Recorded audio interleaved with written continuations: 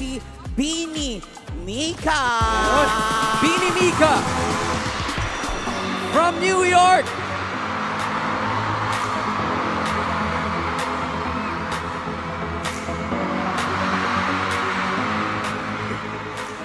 May ganun eh. Grabe naman ang paraan pa na yan. Yes. Beanie Mika, ready ka na ba sa iyong question? Ako, napakahirap nito. From Jermaine Velasquez. Siyempre, may mga natry kayo new food abroad.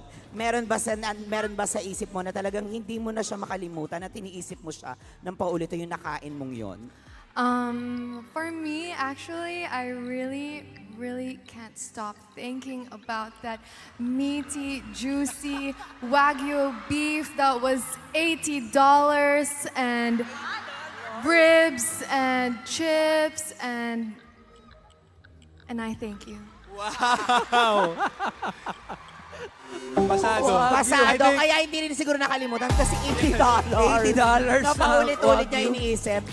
Thank you, Thank you so Beanie much. Give it up Mika. for Beanie Mika.